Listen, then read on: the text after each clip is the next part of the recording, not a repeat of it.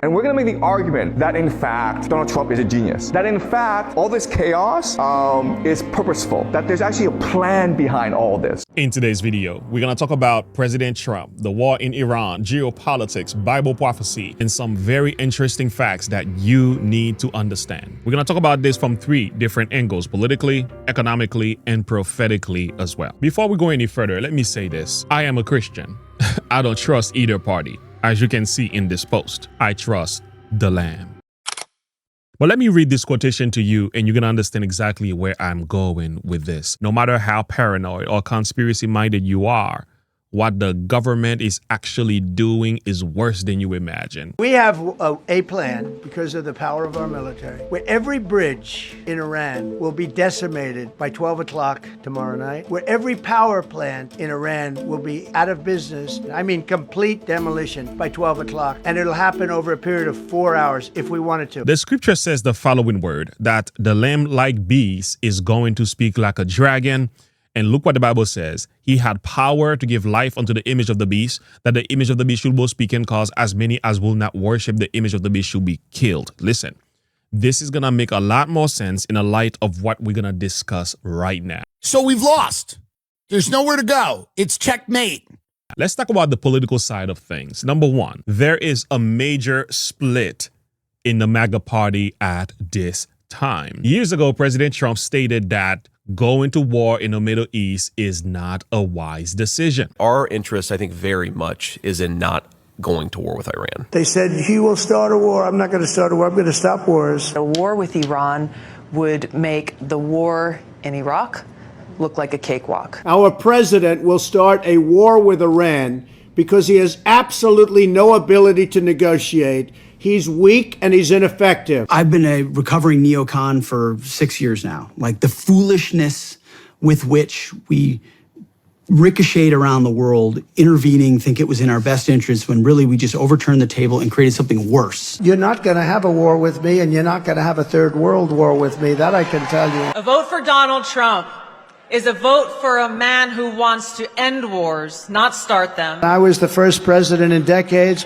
who started no new wars. We don't need the wars. Foreign lands, countries you've never heard of, countries that don't even want us there. President Trump, as he says all the time, and as a lot of people recognize, is a president of peace. We want to have good relationships with everybody. I am the candidate of peace. I am peace. President Trump is the peace president. We've spent $8 trillion in the Middle East, and we're not fixing our roads in this country? How stupid is it? We've got to stop Donald Trump from starting a war with Iran. We should have never been in Iraq. We have destabilized the Middle East. I certainly empathize with Americans who are exhausted after 25 years of foreign entanglements in the Middle East. I understand the concern, but the difference is that back then we had dumb presidents, and now we have a president who actually knows how to accomplish America's national security objectives. But now he is at war with the Middle East on behalf of Israel. At least that's the way we understand it. But wait a minute. This post was made recently. A whole civilization will die, never to be brought back again. Take a picture. We're not going to read every single quotation. There was another one that was posted just on the 5th of April. Tuesday will be Power Plant Day and Bridge Day, all wrapped up in one in Iran. There will be nothing like it. Open the blank straight, you crazy bastard, or you'll be living in hell. Just watch. Praise be to Allah. President Donald J. Trump. Former Congresswoman Marjorie Taylor Greene responded to this post saying on Easter morning, this is what President Trump posted. Everyone in the administration that claims to be a Christian needs to fall on their knees and beg forgiveness from God and stop worshiping the president and intervene in Trump's madness. I know all of you and him, and he has gone insane. And all of you are complicit. The president struck back by saying a number of things about these individuals. Take a picture. We don't have time to read everything that is in here. Marjorie Taylor Greene responded by saying, it's more than blasphemy. It's antichrist spirit. Now, from a political perspective, a lot is happening that a lot of people cannot understand. And I will say, I didn't understand it either, but there is an analysis out there that you need to pay close attention to in a light of Bible prophecy. Many of Trump's former supporters are now turning against him. Many that voted for him, many from the MAGA party are turning against Trump because they see this move to be a betrayal of what he has promised to do at his campaigns. I am in the twilight zone right now. I am officially in the twilight zone right now. And I'm sitting there watching Trump wreck MAGA, wreck the Republicans, wreck the world economy, maybe wreck the planet physically. And then I'm just looking over at the Democrats smiling and giggling and everything else when they did nothing in Congress to block this. Playing with fire, gambling again. There should be a coalition of Republicans and Democrats, and they should vote in on the war powers and say you don't have it, and they should cut the damn funding of this. My God, what's it going to take? Trump ending the world? Trump watched us learn it. And so what led Trump, at 79 years old, to sit in there in that Situation Room when Bibi Netanyahu was seated as an equal? Yeah. Trump didn't even sit at the head of the table. Trump sat at the side of the table, and Bibi was across from him as an equal in the American Situation Room.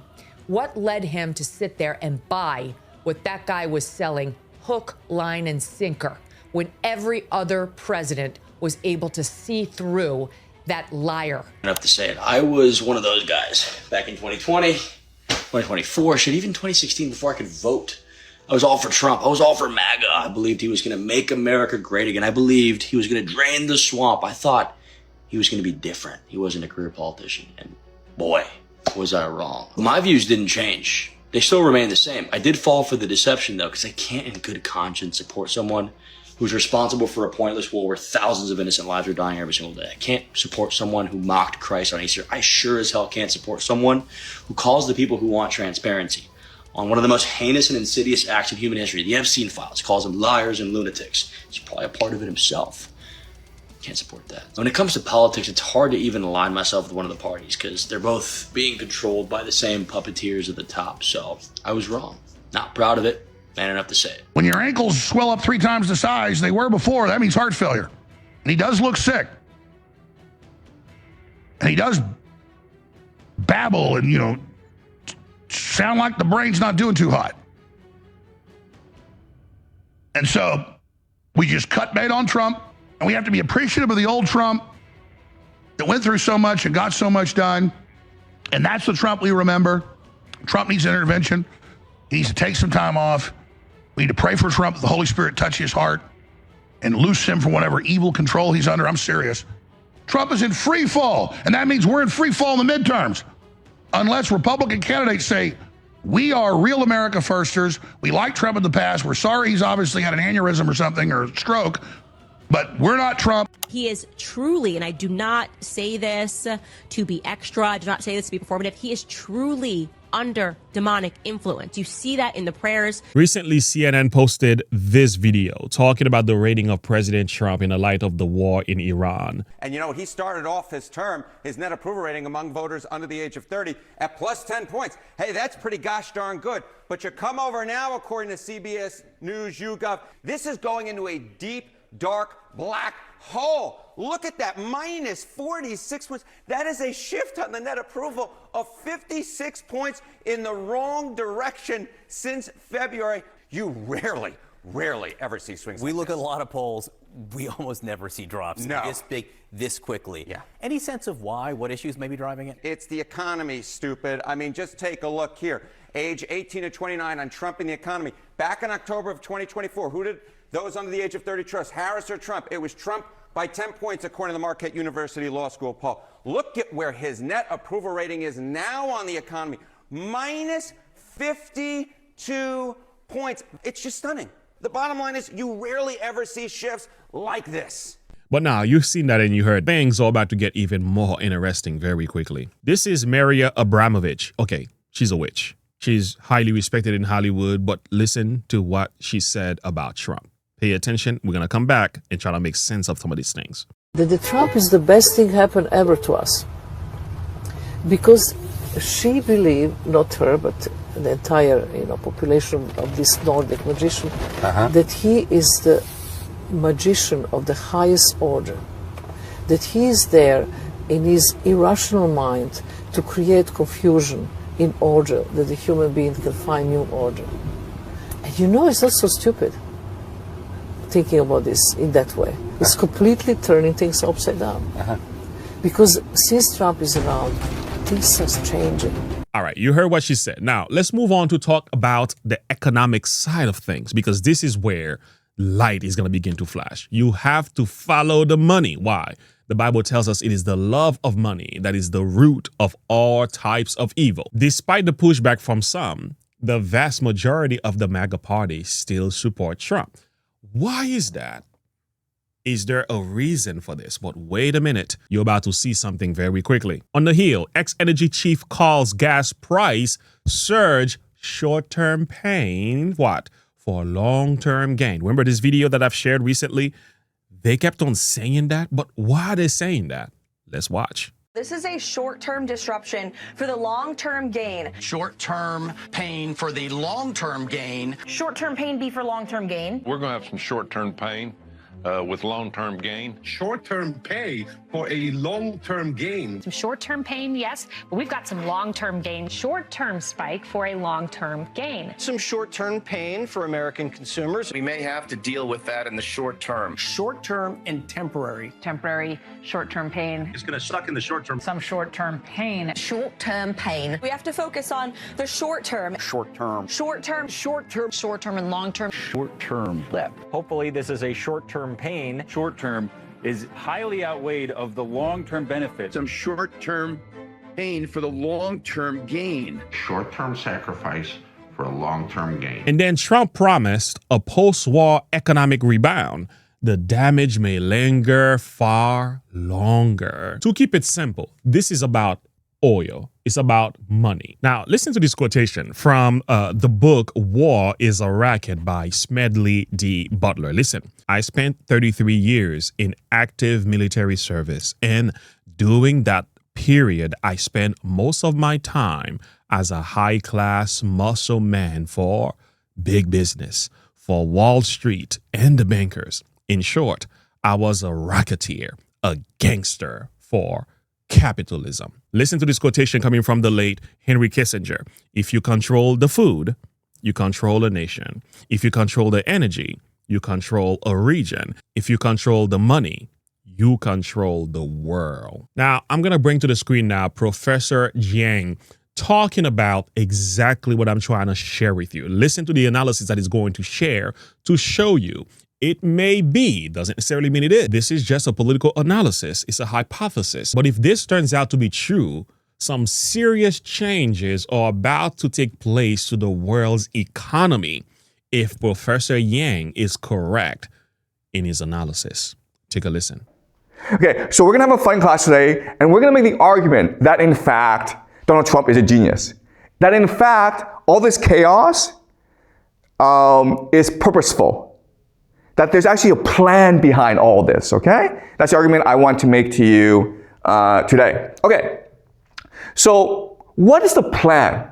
What is going on here? All right, so first thing to notice is that the world gets 20%, okay? 20% of its oil from the Middle East, okay? Primarily going to East Asia.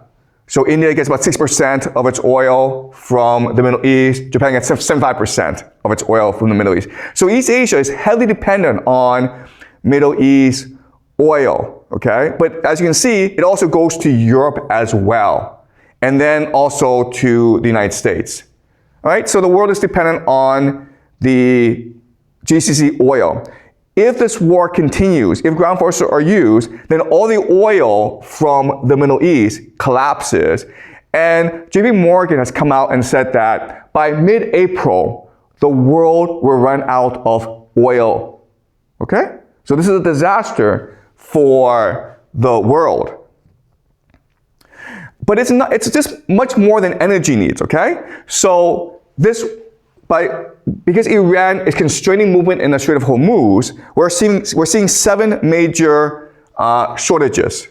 Okay, so yes, we know oil and LNG are being stopped. Okay, but actually the problem is much worse because look at phosphate, ammonium, sulfur, urea.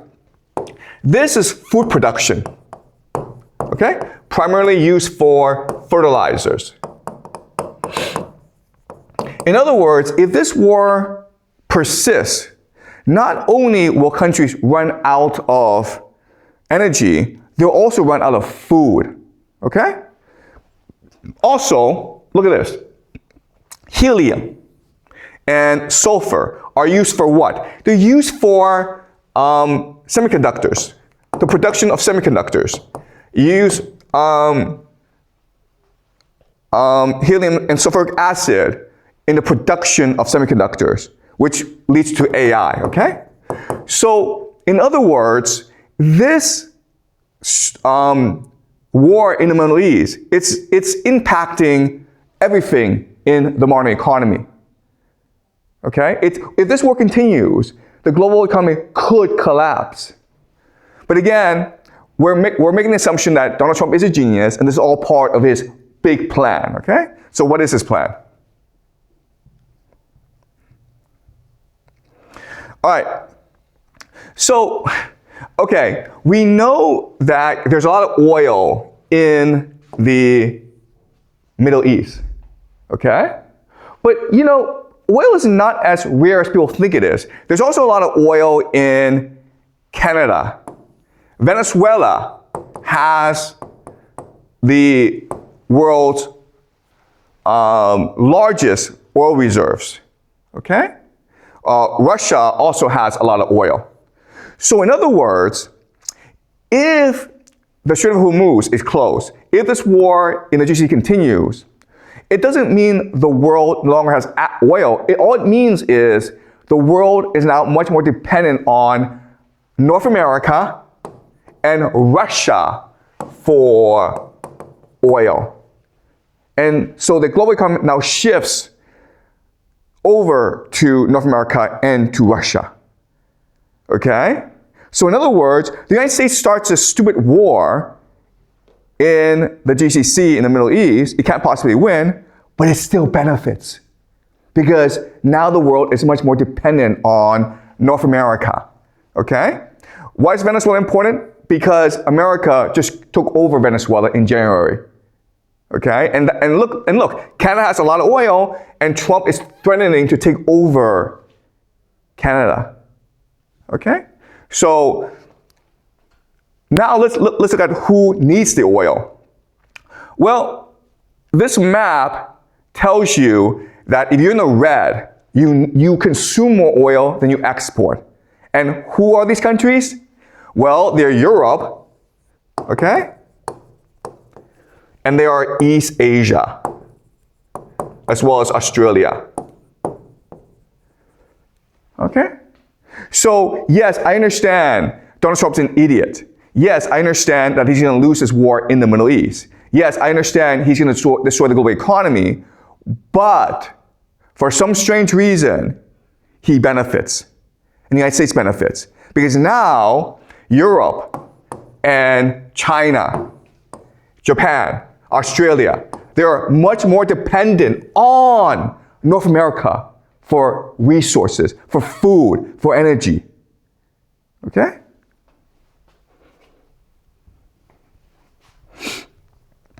All right, food. Okay, so nitrogen is important for fertilizers. Okay, you need nitrogen for fertilizers.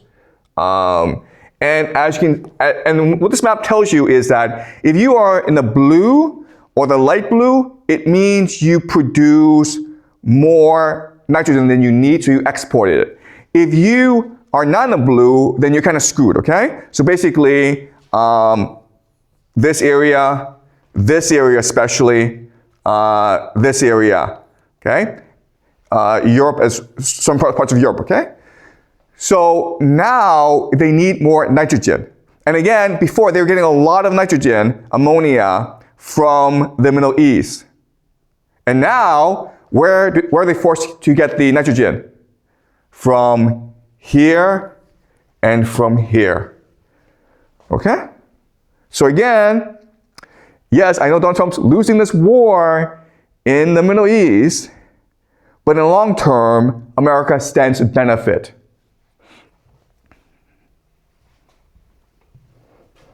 Right. Last thing I want to look at is water. Okay? Water is important because water tells us which areas are the most stable. basically, if you have a lot of water, you're less prone to conflict. But if you don't have that much water, then you're prone to conflict, okay? So we look at, so if you're in a dark blue, you're good, okay? Nothing to worry about. If you are in the light blue, you are in a lot of trouble, okay? So if we look at this area, North America, pretty stable because lots and lots of fresh water, okay? If you look at Russia, pretty stable, lots and lots of fresh water. But if you're Africa, you're in a lot of trouble. If you're Europe, you're in a lot of trouble. If you are Middle East, you're in a lot of trouble. If you are Southeast Asia, you are not in that much trouble, but you are in some trouble, okay? So we already see how this map tells us where in the future, basically Russia and the United States, North America, are the most stable parts of the world with the most resources. And therefore, they are the most resilient, the most stable, okay? But if you go to Africa, Europe, Middle East, Southeast Asia, these are points of conflict in the world. So we can expect these places to become much more unstable over time.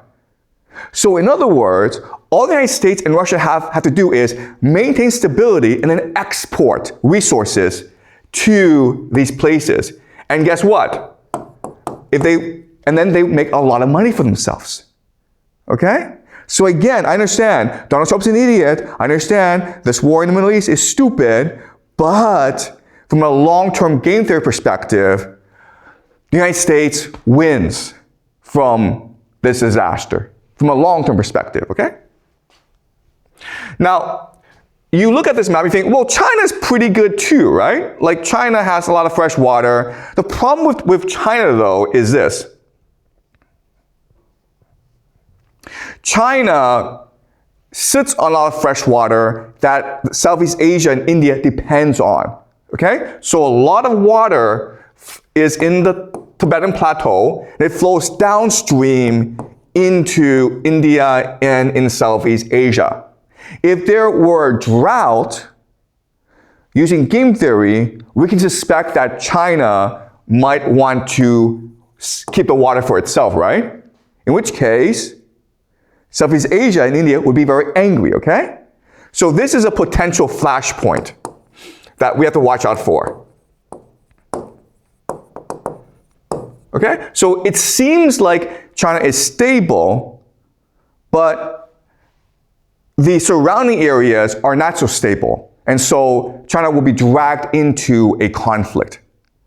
Okay? All right. So let's summarize what we've learned so far. So these are the countries with the most oil reserves, okay? Venezuela,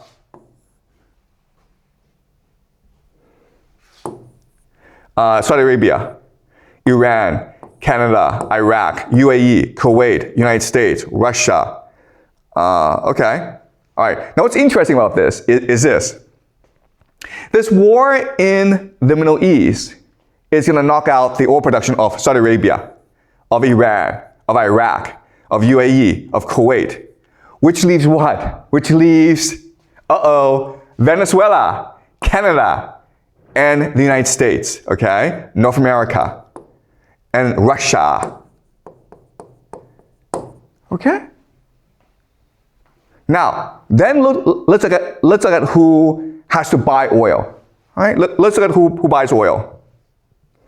Well, the United States consumes a lot of oil, but again, it has its own supply of oil. China needs to import a lot of its oil needs, okay? So China imports about 75% of its oil needs. India, Russia, Saudi Arabia, Brazil, Japan, South Korea, okay? Germany. All right, so China, India, Japan, South Korea imports a lot of oil. And where does it get its oil from? The Middle East, right? So if it can't get its oil from the Middle East, then these four countries, China, India, Japan, and South Korea, will need to get the oil either from the United States or Russia. Okay? And why does this matter? Well, let's look at this. let's look at who owns the most U.S. treasuries. Basically, if you own a lot of U.S. treasuries, it means that you are financing American debt. America right now is $39 trillion in debt. That's a lot of money, but as long as people continue to buy U.S. debt, as long as people want to buy U.S. treasuries, it's not a problem, okay? It's a Ponzi scheme. Okay. So let's look at this. Who are the biggest holders of U.S. debt? Japan, China, right? Taiwan, Singapore, Hong Kong, India. Okay, so this is all Asia. And we already said that Asia needs a lot of oil from the Middle East, right? Now let's look at others. United Kingdom is second, okay? Cayman Islands is basically just Europe as well. It's a money laundering operation, okay? Belgium, Luxembourg, Canada, France, Ireland, Switzerland. These countries are Europe. And again, where do we say most oil from the GCC go? It goes to either Asia or Europe. And now, because of the stupid war in the Middle East, Asia and Europe are now forced to buy oil from either Russia or the United States. And this is important, okay? This is important because previously, there's a fear that these countries would stop buying U.S. treasuries because America is too heavily in debt. The American economy is too much of a Ponzi scheme. So there's this great fear that Europe and Asia would move away from the US dollar and more towards Swiss francs or gold, okay? Now, because Europe and Asia need fertilizer, they need energy from the United States and North America, the United States no longer has to worry about its debt, okay? All right, the $39 trillion debt, not a problem because the entire world is dependent on North America for resources. The Ponzi scheme can keep on going. So again, Donald Trump is an idiot, but he's so stupid, he's become a genius. Okay? Now, does that make sense to you at all? Okay, if not, sit tight. Let's keep going. Complete empty tankers heading to U.S. to load up with oil and gas. Okay, here is another one. North American oil is in demand as world grasps for supplies. So you understand what's going on here geopolitically, economically? If this was the plan all along, had nothing to do with Israel, had nothing to do with regime change, it had nothing to do with nuclear weapon, maybe this was all about oil. This was all about the petrodollar, rebuilding the American economy, elevating America above both Russia and China. Wait a minute. Look at this. Proving crude oil reserves. Venezuela, Saudi Arabia, Iran. What recently happened to the president of Venezuela?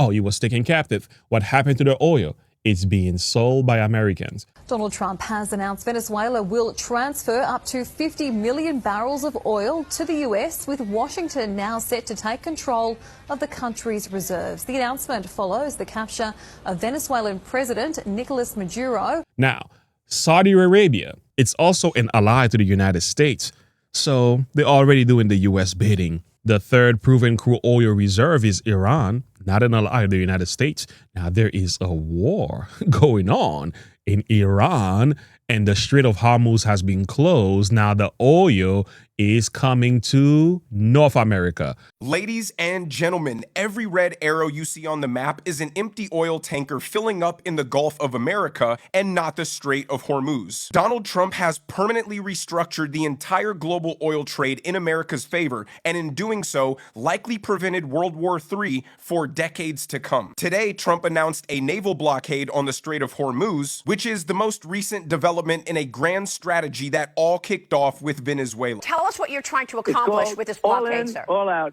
Yep. It's called all in and all out. There'll be a time when we'll have them all come in and all come out, but it won't be a percentage. It won't be a friend of yours, like a country that's your ally or a country that's your friend. It's all or nothing. And that won't be in too long a distance. No, we're just bringing the ships up. We got a lot of ships, so we're bringing them up.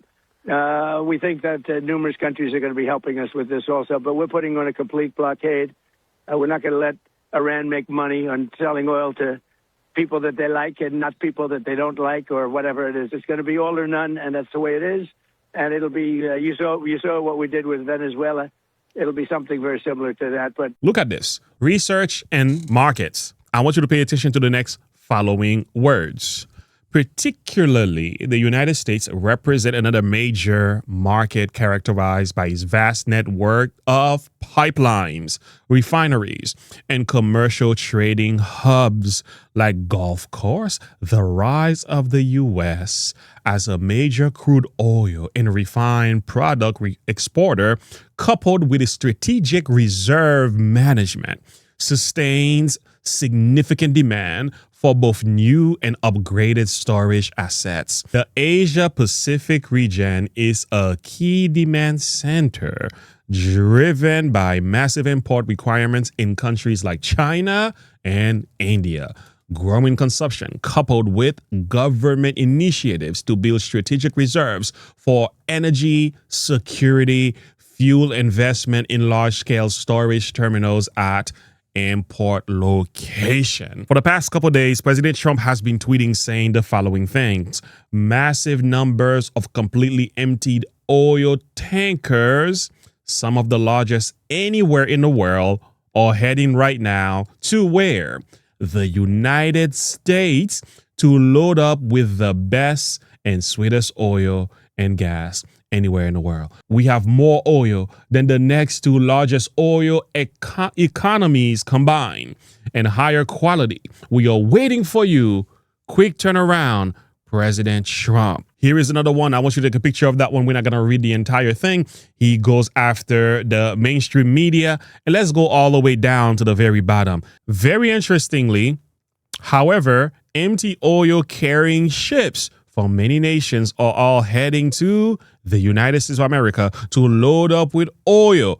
Thank you for your attention to this matter, President Donald J. Trump. So to those countries that can't get fuel, many of which refuse to get involved in the decapitation of Iran, we had to do it ourselves. I have a suggestion. Number one, buy oil from the United States of America. We have plenty. We have so much. The Mahdi assured me today that they will not be buying oil from where? From Russia. So friends, are you understanding what's happening here prophetically? Is it making sense to you? Are you seeing the light when you follow the money? Geopolitics is a very interesting, especially when it is studied in the light of Bible prophecy. So what if the plan is successful? This will make President Trump the greatest American president ever. Be advised, I'm not saying I agree. I'm not saying good thumbs up. That's not what I'm saying. I'm not for war. I'm apolitical. I could care less about the political game.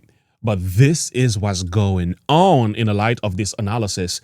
You have to pay attention to the prophetic events that is taking place behind the scene. But what if the plan fails? It's highly possible that this could also happen. If this plan fails, it will destroy not only the U.S. economy, it will also hurt the world's economy. Even famine could be the result. Prophetically, what does the Bible actually says? Let's go back to the prophecy once again in Revelation chapter 13. What we understand is this. This is the lamb-like beast. This is what we have in Revelation chapter 13:11. 2 horns like a lamb, but spake as a dragon, exercises all the power of the first beast that were before him, church and state union, by the way, and caused them that dwell on the earth to worship. So false worship legislation is happening here. So there has to be a mark of the beast to bring this about. And we went on to say here, it do with great wonders, making fire to come down from heaven in the sight of men. There's a false miracle. There's miraculous signs happening at the same time, but pay attention to what happens next. He had power to give life unto the image of the beast, that the image of the beast will speak and cause. As many as will not worship the image of the beast shall be killed. So there's a death decree for those who refuse to worship falsely. He causes all, both small and great, rich and poor, free and bond, to receive a mark in their right hand or in their forehead. Causeth is the word compel. Legislate translation mandate. So now, that no man might buy or sell save he that have the mark of the beast or the name of the beast or the number of his name. So now, economic boycott. You cannot unless you go along with the system. How could such a thing be enforced if the United States is no longer the world superpower? If Trump's plans fail, this prophecy in Revelation 13 cannot be fulfilled by the U.S. But if Trump plans is successful, therefore, Bible prophecy is coming to pass. U.S. blockade of the Strait of Hormuz in effect for nearly 2 hours now. A ship tracking firm reports 121 empty oil tankers are making their way to the United States of America. 68 of those 121 vessels are very large crude carriers capable of carrying 2 million barrels apiece. President Trump has urged countries squeezed by Iran's disruption of the Strait of Hormuz to turn to American energy supplies instead. Well, it would appear perhaps they are obliging him.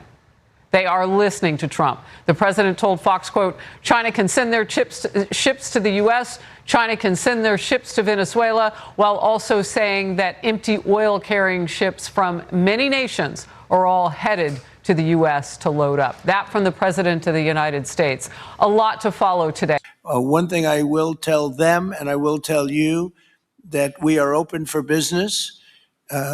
China can buy all the oil they want from us there or in the United States. Russia can get all the oil they need from us, and they do like oil, even though they produce a lot of it. But China and Russia and everybody else is able to go, and we'll be open for business almost immediately. Look at the prophecy again. This is what it says. The economy becomes a tool of control. So that means the lamb-like beast that speaks as a dragon must have control of the world's economy. Next, universal enforcement, no exemption. For you to enforce a mark of the beast that impact the entire world, you must be a superpower. And not only in a sense of influence, you must have economic power. You must also have military power and as well as ecclesiastical power. Next, the mark is linked to allegiance, not just commerce. The people who go along with this mark, it is because of the religious deception. This is where spiritualism will come in. We're not going to deviate from that. Let's stay focused. Let's go to point number 4. Economic pressure leads to life or death decision. So for this to take place as well, the lamb-like beast must have the power of the purse to enforce such an economic boycott on the world. Next, a centralized control economic system. So if you have control of the oil refineries of the world, then you can enforce such a change on the world stage. The time of trouble is about to come upon the people of God. Then it is that the decree will go forth forbidding those who keep the Sabbath of the Lord to buy or sell, and threatening them with punishment and even death if they do not observe the first day of the week as the Sabbath. As the decree issued by the various rulers of Christendom against commandment keepers shall withdraw the protection of government and abandon them to those who desire their destruction. The people of God will flee from cities and villages and associate together in companies, dwelling in the most desolate and solitary places. Many will find refuge in the stronghold of the mountains, but many of all nations and of all classes, high and low, rich and poor, black and white, will cast into the most unjust and cruel bondage. The beloved of God pass weary days, bound in chain, shut in by prison bars, sentenced to be slain, some apparently left to die of starvation in dark and loathsome dungeon. Okay. For all people, all nation, for this to be fulfilled, the economy must be under the control of the United States. Every penny, everything they buy with the money that they're making from the oil now, Mr. President, will be bought from America. And that includes everything from equipment for the oil industry to food to medicine and everything in between. Hey, what do you say? You may not agree with my assessment. I would like to hear your thought. Do you have a better one? I'm anxious to hear from you. Did I make a good case? Has this made sense to you prophetically? I'm anxious to hear your thoughts in a comment below. Until next time, have a good one. Bye.